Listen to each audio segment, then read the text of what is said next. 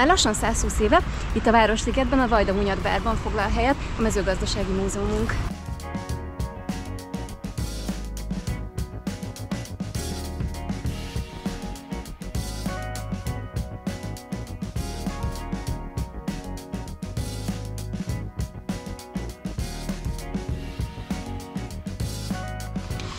Ma a Mezőgazdasági Múzeumot fogjuk megnézni és megmutatni nektek.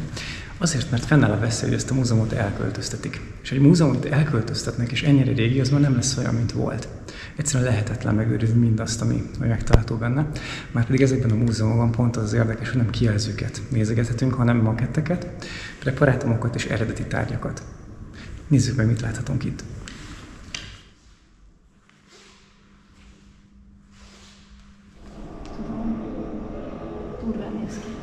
A bal oldali a kincsem, a jobb oldali pedig imperiál csontváza.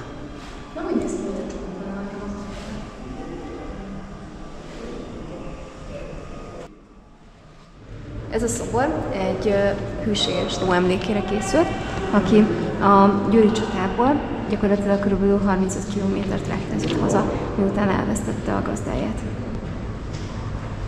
Egyébként egy bábolnai mén volt, és Győrből Bábolnára kellett hazajutnia.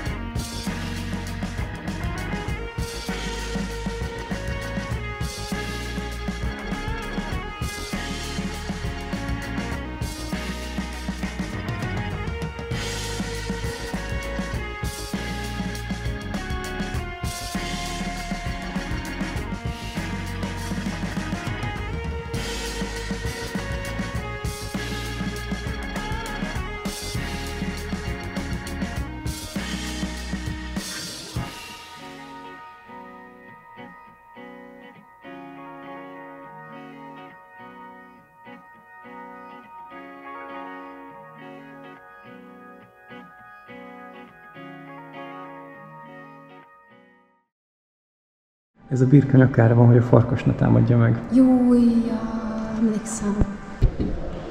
Ezek a terepasztalok mennyire jobbak már, mint ezek a digitális kijelzők, vagy bármi. Sokkal jobb élmény nyújtanak a gyerekeknek is, meg hát nem is.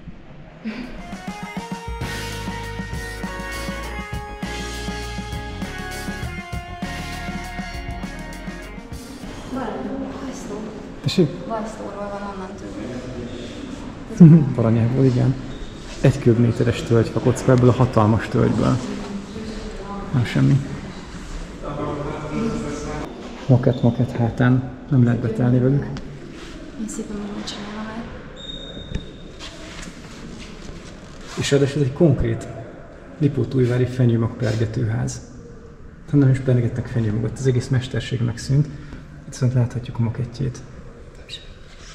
Ezért éri meg múzeumba jönni. És persze ezekért a szerkezetekért. Lehet, hogy ezt is a Haris testvérek csinálták. Egy gyönyörű makett. Láztalpas erődő traktor.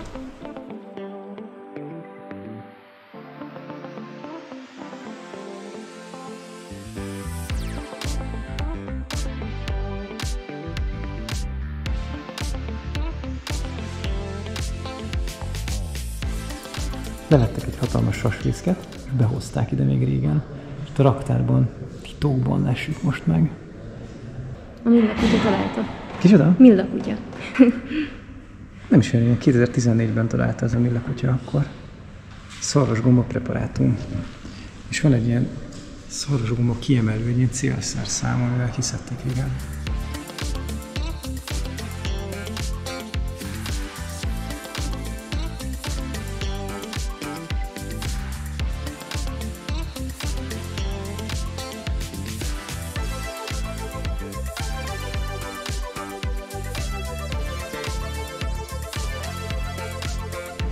Barlangok metszete egy maketten. Biztos jól lehetett lenni. Hát én voltam a meccseségben, és nem volt egy élmény. És túlszerű, hogy egy pincébe vezet az út a bortermelés kapcsán. Hogy tettek nagyon hazudra? Azt tudod, hogy tetszene neki.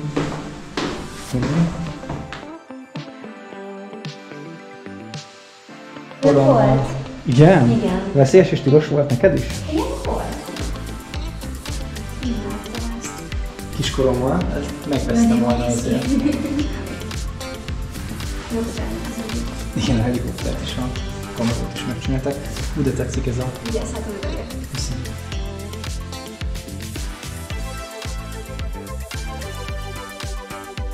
És a kiskoromban eljutott. Tudod, mit hiányolnak azokat a demizsalakat? Biztos lesznek amúgy. Hú, ezek jó régi plüsek. 1833-as, tehát hogy nem csoda, hogy ilyen alakút, mint... Meg 25-ös is. Milyen szépen még ez is hang volt.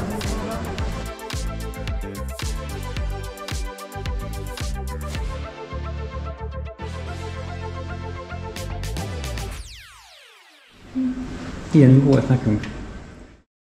Ott egy tokai üveg 24-ből, igen. 1768, az van ráírva? Azt a minden benne van, úgy néz ki. 1768-as tokai szomorodni, és még benne van az üvegben. 1761. Most nem, ezt tetszik a legjobban. De olyan iszákosak lennénk. Ja, de...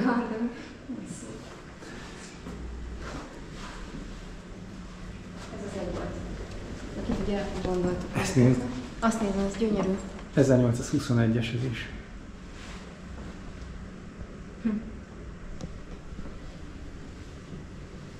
És érted, én már hányszor voltam ebben a múzeumban, értem, 5-ször legalább? De soha az életben nem voltam itt lent. Nem tudom. Szerintem sem. De szerintem elzárták, hogy vigyázzák rá. Igen. Oda is mírva, igen. Faragott át, úgyhogy.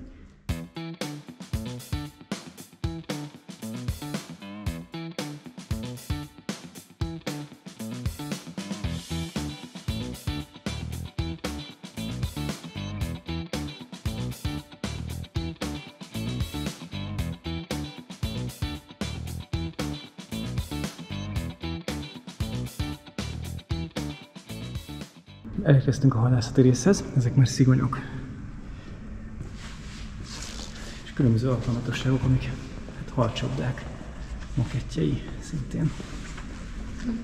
Látjuk a varsák kicsinyített mását, és egy egyetlen fából kifaragott bödönhajó. Tehát ez egy tipikus dunai eszköz volt, halászoknak az eszköze. Milyen neve? Bödönhajó a neve igazából, mert egy fából faragták ki, tehát ez nem úgy néz ki, hogy össze van valahogy átcsolva. Igen. Nagyon régiek, tehát hogy az Ipolyon találtak egyet, nem is olyan régen, egy 10 évvel ezelőtt, képzeld el, de úgy konzerválódva, hogy nem is merték egyből kiemelni, ne menjen tönkre.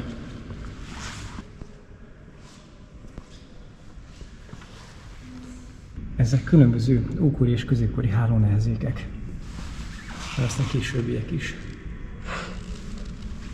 De ami még érdekes, ez, hogy régen a Dunán fel tudtak úszni a vizák, miatt megépült ez a lényű. Ezek az óriási halak voltak a legnagyobb halak Magyarországon, és most már ugye a lesőharcsa, a szürke harcsa vett át a második vett át az első szerepét, miután nem tudnak felúszni. Ugye eredeti varsa, tehát ezek a méretek a valósak. Az épület textúrájában nem jön ki olyan jó az épület is. Nézd meg ezt az ajtót, valami ilyesmi lehetett lezárva. Igen. Hogy lefalaszták az ajtót, és most mögötte volt. Még az ajtókat is ilyen organikus mintára csinálták, meg a zsanérokat, meg a vasolást. 1909-es barna medvekoponya, és fönt pedig egy 1911-ből származó preparátum. A top. Na mondd, mutasd be őt, ki ez? Szálkás szőrű tacskó. Így kéne kinézni Barnabásnak is? Van, így néz ki. Csak félig tört a tacskó. Ja, értem, azért magasabb Azért ez. kicsi. Aha. Ez akkor ilyened van otthon is? Neked is. Az én kutyám is. Igen, és ezek még a makettek is régiek. Tehát ezek az eredetiek. Nagyon szépen. Ő a főnök. Ja. A tacskó a főnök mindig. Igen? És meg is csinálják neki, amit mond? Mentek oda ugatni, hívta őket. Készek ezek a tacskók. Igen. Jó régi, de 8000 éves. Igen, ez egy 8000 éves agancs, ami megkövült. Oh. Tehát itt látod, hogy brutális. igazából már kristályok vannak a belsejében. Tehát Brutális. inkább egyszerű kristályokkal építik fel a belsejét, és Ilyet én is akarok találni. hát igen, ilyet kéne találni. 8000 éves. Meg talán nyugancsozó fősebben nem elég. 1 millió éves szarvasakkancsnak a keresztmetszete Mészkőben.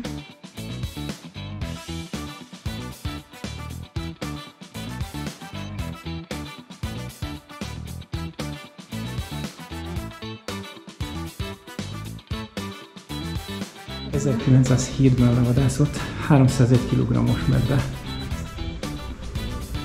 Gömör vármegyében vadászták. És nagyon jó állapotban van.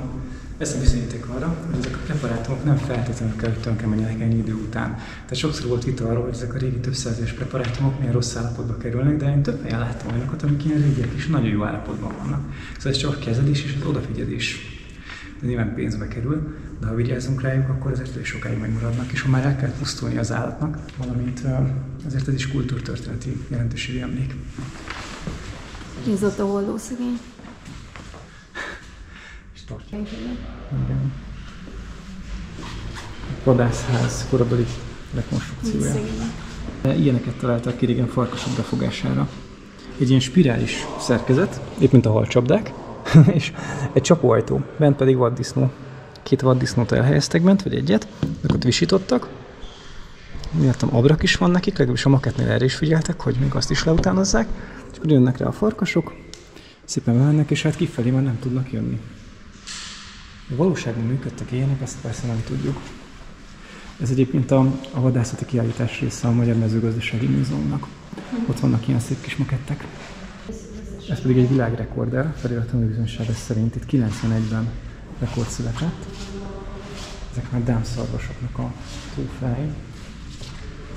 Mi nem annyira rajongunk egyébként a vadászatért, de meg kell hagyni, hogy ez egy fantasztikus gyűjtemény, kár volna érte, hogyha elvesznek.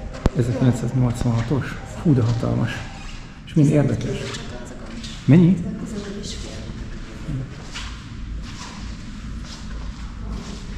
Egy 63-asnak a másolata, ráadásul ez nem is eredetileg más.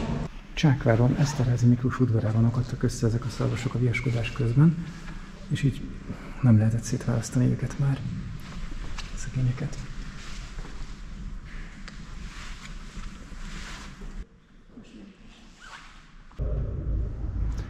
Ez pedig lehullási felületeknek a gyűjteménye. Levágták ezeket a részeket, és ezeket állították itt ki. Különböző történetek, vadászhistóriák régi időkből, amikor még ennek jelentősége is volt.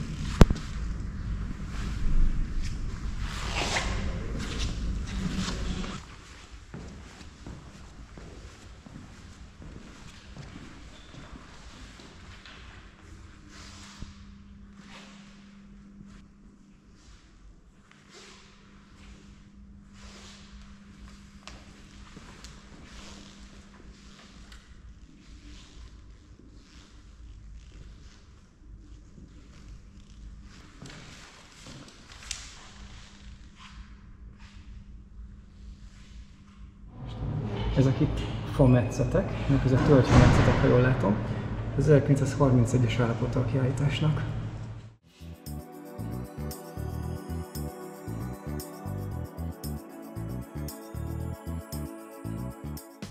És ezek mi? Ezek Széchenyi István grófnak a puskája, meg a töltője. Tehát amivel fel lehetett tölteni puskaporral. Azért van az, hogy ez a magasrangú állami kitüntetéseket nem lehet csak úgy osztogatni, mert hogyha túl sokat ütnek, akkor egyre rosszabb lesz a minősége, egyre jobban csorbul. Gazdaságtörténelmi kiállítás a múzeumban, 1907-ben. Zöldmezes bugykosok 1800-as évek vége felé készültek. Különböző kultúráknak a különböző emlékeinek a falfestményén keresztül próbálják már a régi időktől kezdve bemutatni, feldolgozni a témát. Itt sarlókat és kasszákat láthatunk a középkorból. A kiállítás egyébként nagyon jól feldolgozza az ókort is, de még jobban a középkort. Fura. Mi ez? A szót nem ismertem. Ezt tudod, hogy működött egyébként? Ez egy olyan gőzgép, ami hajtotta ezzel az égszíjjal, ezzel a hatalmas égszíjjal ezt a csépülőgépet, igen. Ez nagyon veszélyes volt, mert ha elszakadt a szíj, akkor le tudta csapni az ember fejét. Nagyon sokan sérültek meg így. Budapesten készült. Ezekre még ekrét is lehetett tenni olyan módon, hogy két ilyen géppel megálltak a tábla két szélén, és húzták előre lóval, vagy később ugye gépesített erővel, és a kettő között pedig a szíjon, vagy egy másfajta hosszabb szíjon, oda-vissza húzták az ekrét, tehát úgy szántották fel a földet. Ez volt az első az országban. Legelső gőzcsépő készlet. Te jó.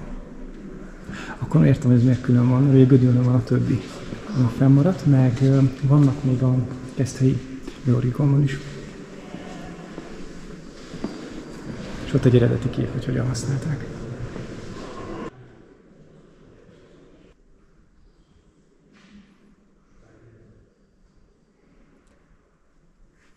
A 15. századi Kun épület.